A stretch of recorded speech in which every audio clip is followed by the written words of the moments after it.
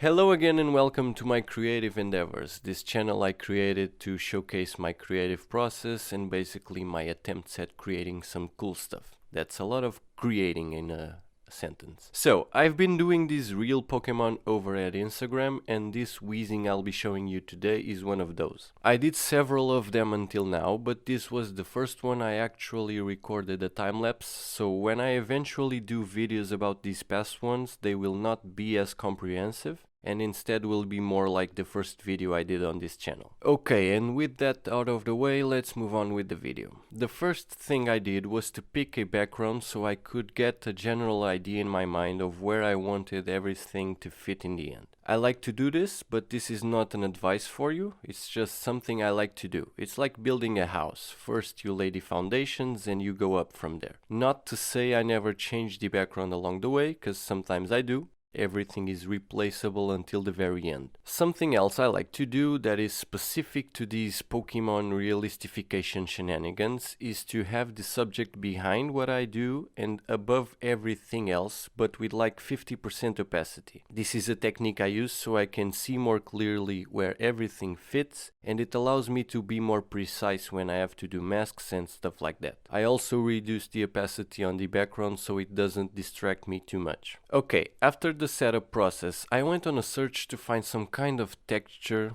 that would help me bring this Pokemon to life, and I found this rough concrete that I thought did the trick quite well. I just had to make it purple though, so I added a hue saturation layer on it. After that, I moved on to the face. Wheezing is just basically a floating face, but you get what I'm saying. I made a white layer and used the pen tool to trace the eyes and the teeth, even though I was already predicting to replace the white with some other thing or other texture. Then I proceeded to do a similar thing for the white shapes on his body, but not in a new layer. Instead, I made a mask on the purple hue layer and did a new one in white, which I called belly thing. Some names are in Portuguese, some are in English, cause that's how my brain works these days. Oh, and I also did some masks to make Wheezing's three balls into different pieces.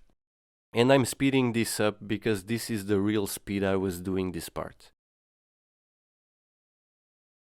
Yeah, here you can also see that I decided to make this skull more into an actual skull by doing some eye sockets instead of the original elliptic shape.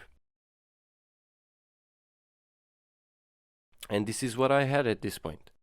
But this floating face still needed a mouth, so I went ahead and made a shape for that as well and moved on to one of my favorite parts about these things, because it's what really makes them come to life, the shadows. These ended up not being the final shadows, so I will not lose a lot of time on those, but I want you to see them just to show you that these things, like these artworks, like every work I do, go through a lot of work and rearrangements before arriving at a point of real satisfaction per se. But basically I was just finding these shadows were a little off, and later on I tried a different technique that did the trick a lot better.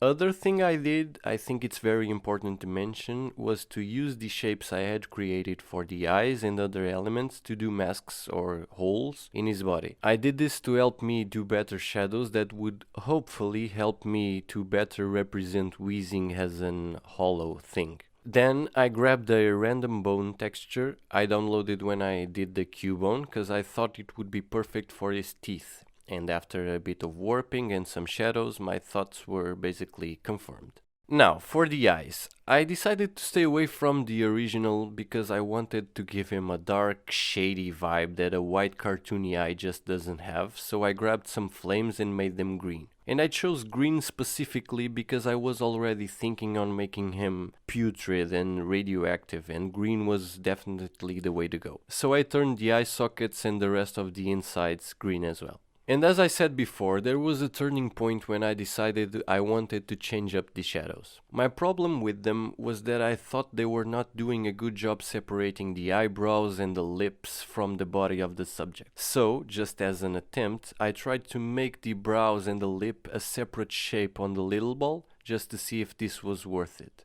And spoiler alert, it was. Also, before I did the same thing on the main part of his body, and since I was experimenting with stuff, I also tried to make some sort of radioactive green goo thing, just to add something more and to improve his overall shape, and to basically add something to the theme of the whole scene. I gave this shape some black lines, messed around with it a bit, and yeah, I was pleased with the result. I gave the little one some eyes as well, and also did an extra droplet on the far right side of his mouth. Remember, I still had to redo the shadows on the main body, but I was really on a wave of experimentation, and usually I try not to cut my imagination, so I started to test out some glows and then went on to try something else that was on my mind. And that was to try and turn these little umps into like little volcanoes, so I could use them to release smoke. And this is what I got from the test. I knew I would improve the smoke later, but it was good anyways, and I managed to represent what I had in my mind.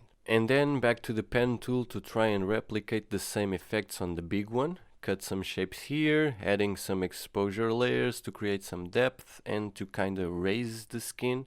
And yeah, I got what I wanted. But it was still not smoky, so I did the smoky volcanoes on him and added some smoke. Just kind of a test smoke, because after I used the cloud brush to make better smoke, but essentially this is just a green layer and I used the low opacity brush to get a decent smoke to sketch the movement I wanted it to have. And speaking of a cloud brush, I used one to make some smokiness happening in the back and the front of the subject with the same green layer with the mask technique.